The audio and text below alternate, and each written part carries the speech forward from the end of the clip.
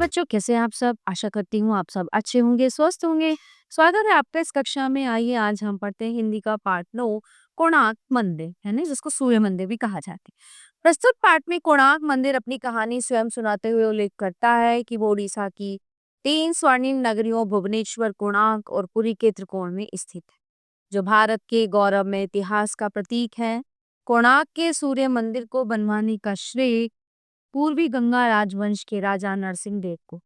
इसके निर्माण में 1200 कलाकार, शिल्पकार, स्थापत्य कलाविद 12 वर्षों तक रात दिन लगे रहे और तब जाकर ये भव्य रूप ले पाए। आज कोणार्क की कला की चर्चा विश्व भर में हुई।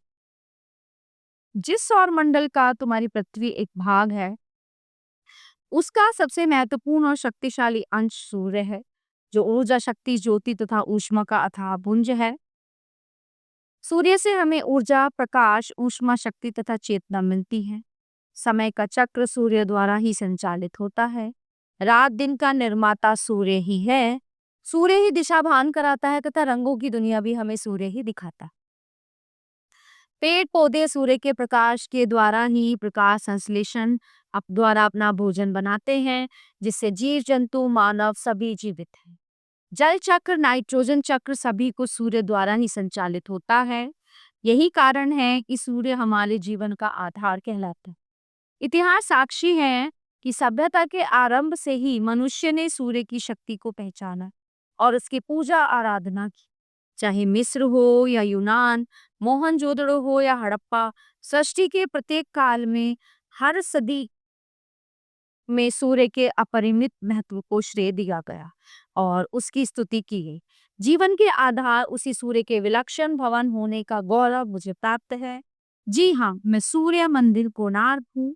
उड़ीसा की 3 स्वर्णिम नगरियों भुवनेश्वर, कोणार्क और पुरी के त्रिकोण में स्थित भारत के पूर्वी समुद्र तट पर निर्मित एक अभूतपूर्व स्मारक, भारत के गौरव में इतिहास का प्रतीक, कला की उन्नत अवस्था का द्योतक और मानव की सबसे उत्कृष्ट और उदात्त भावना का उदाहरण। मुझे बनवाने का श्रेय पूर्वी गंगा राजवंश के राजा नरसिंह देव प्रथम को जाता है। कहते हैं कि मेरा निर्माण 13वीं शताब्दी में राजा नरसिंह देव द्वारा अपनी विजय पताका फहराने और अपनी कीर्ति को सबके सामने प्रदर्शित करने के लिए था। मैं जब बनकर तैयार हुआ तो मेरा सौंदर्य विलक्षण था। कोणार्क 2 शब्दों से मिलकर बना है, कोण और आर्क। कोण का अर्थ है कोना और आर्क प्रयुक्त होता है सूर्य के लिए। अतः मैं कोणार्क का मंदिर सूर्य भगवान को समर्पित हूँ। कहा जाता है कि मेरे निर्माण में बाहर 100 शिल्पकार, स्थापत्य कलाविद, कलाकार व कारीगर 12 वर्षों तक रात दिन लगे रहे, तब जाकर मेरा भव्य स्वरूप निखर सका। ये भी कहा जाता है कि राजा नरसिंह देव के खजाने से 12 वर्षों का धन मेरे निर्माण में लगकर, जो उन्होंने अपने प्रधान वास्तुविद विश्व महाराणा को शीघ्र कार्य समाप्त करने के आदेश दिए। किंतु कहीं न कहीं गणना की कुछ त्रुटि के कारण मुख्य स्तंभ टिक नहीं पा रहा था। तब उनके 12 वर्षीय पुत्र धर्मपत ने, जो विलक्षण प्रतिभा का धनी था, उस समय समस्या का निदान सुझाई और अंतिम पत्थर की चिनाई स्वयं कर दी। तो इस प्रकार मेरे निर्माण का ये अत्यंत कोमल और अलौकिक पक्ष है। मेरे निर्माण के लिए की गई संकल्पना अत्यंत अनोखी थी। मुझे एक विशाल सूर्य रथ के रूप में बनाया गया। इसके हर भाग की नक्काशी अनमोल है। ये रथ सूर्य की द्रुत गति का प्रतीक है, जिसे 7 विलक्षण घोड़े तेजी से खींच रहे हैं। इस रथ में 10 फीट व्यास के 24 पहिए लगे हुए हैं। इन रहदाकार पहियों की नक्काशी अत्यंत खूबसूरत है। इस प्रकार मेरे निर्माण की संकल्पना की अत्यंत ऐश्वर्यपूर्ण थी और यही कारण है कि मैं भारत की वास्तुकला का सर्वश्रेष्ठ उदाहरण। मेरा विशालाकार सूर्य रथ के रूप में भवन का परिशुद्ध अनुपात, विलक्षण वास्तुकला, भव्य शिल्प और अनूठी संरचना सब कुछ दर्शी। प्रवेश द्वार में 2 सिंह रक्षक की तरह द्वार के दोनों ओर खड़े हैं। प्रत्येक सिंह के नीचे एक एक हाथी है तथा हाथियों के नीचे एक एक व्यक्ति। वहीं से ऊपर जाती हुई सीढ़ियों द्वारा मैं सबको ऊपर आने का आमंत्रण देता हूँ। सीढ़ियों से चलकर जब तुम ऊपर पहुंच जाओगे, वह स्थान जगमोहन कहलाता है। उसके सामने नट मंदिर है, जहाँ भगवान सूर्य के प्रति अपनी भावनाओं की अभिव्यक्ति के लिए नृत्य, गायन, वादन होता था।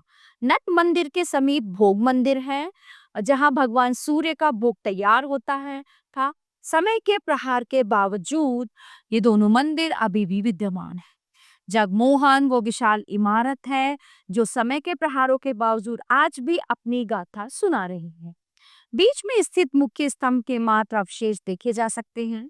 मेरे मुख्य स्तंभ की ऊंचाई 7 मीटर थी। इतनी ऊंचाई वाला भारत में कोई अन्य मंदिर नहीं बा। मेरे कीर्ति स्तंभ के ढह जाने के कई कारण कहे जाते हैं। कोई कहता है कि मंदिर का निर्माण कार्य है जल्द समाप्त करवाने के कारण इसमें कुछ निर्माण संबंधी कमियां रह गई, जबकि एक किंवदंती के अनुसार मेरे मुख्य स्तंभ के ऊपरी भाग में एक शक्तिशाली चुंबक लगा हुआ था। इसके कारण समुद्र में चलने वाले जलपोत उसकी दिशा में खिंचकर किनारों से टकराकर नष्ट हो जाते थे। किसी समुद्रयान चालक द्वारा चुंबक के निकाल दिए जाने के कारण उस स्तंभ में कोई निर्माण संबंधी कमी आने के कारण वो ढह गया। मेरे मुख्य स्तंभ के ध्वस्त अवशेषों को संग्रहालय में रखा गया है। आज भी मेरी एक एक ईंट और मेरा हर पत्थर अपनी उत्कृष्ट कला की छाप दूसरों पर छोड़ देता है। मेरी इमारत का हर भाग सौंदर्य का अद्भुत उदाहरण है। हर ओर सौंदर्य को द्विगुणित करने वाले दृश्य हैं। देवी देवताओं की भव्य मूर्तियां, राजा महाराजाओं के दरबार के दृश्य, स्वर्ग की अप्सराएं में गंधर्व लोक के चरित्र, संगीतज्ञ, गायक, नर्तक, नृत्यांगनाएं, साजिंदे, प्रेमी प्रेमिका, प्राकृतिक दृश्यों के चित्र, युद्ध के मैदान के जीवन चित्र, स्त्री पुरुषों के विभिन्न भावों को प्रकट करती मूर्तियां तथा तरह तरह के 2000 से भी अधिक पशु पक्षियों के चित्र सभी ओर अंकित है। मैं अपनी श्रृंगार को मूर्तियों द्वारा विशेष रूप से जाना चाहता हूँ, जिनमें कोमलता है, सरसता है और प्रतीकात्मक भव्य सौंदर्यानुभूति। पूरे परिदृश्य में उड़ीसा की कला गुणवत्ता अपने चरम पर दृष्टिगोचर होती है। यहाँ सूर्य की 3 मूर्तियां इस प्रकार रखी हुई हैं कि एक पर प्रातःकालीन प्रकाश, दूसरी पर दोपहर सूर्य की किरणें तथा तीसरी पर सूर्यास्त की रोशनी पड़ती। मेरी कला के प्रशंसकों ने विश्व भर में मेरी उत्कृष्टता की चर्चा की है। प्रतिवर्ष होने वाला कोणार्क समारोह जब खुले रंगमंच में मेरी इमारत के परिप्रेक्ष्य में होता है तो मैं आनंद के अतिरेक से फिर से आंसू बहाने लगता। राष्ट्रीय स्मारक निधि के रूप में मुझे घोषित किए जाने से मैं अत्यंत गौरवान्वित हूँ और महाकवि टैगोर के शब्दों की मौन प्रतिध्वनि करता। जब उन्होंने मात्र मेरे भग्नावशेषों के लिए युक्ति की थी, इन पत्थरों की भाषा मनुष्य की भाषा को कहीं पीछे छोड़ देती। प्यारे बच्चों, ये पाठ यहीं पे समाप्त होता है। आशा करती हूँ आपको अच्छे से समझ आया होगा। मिलते हैं अगली कक्षा में। धन्यवाद।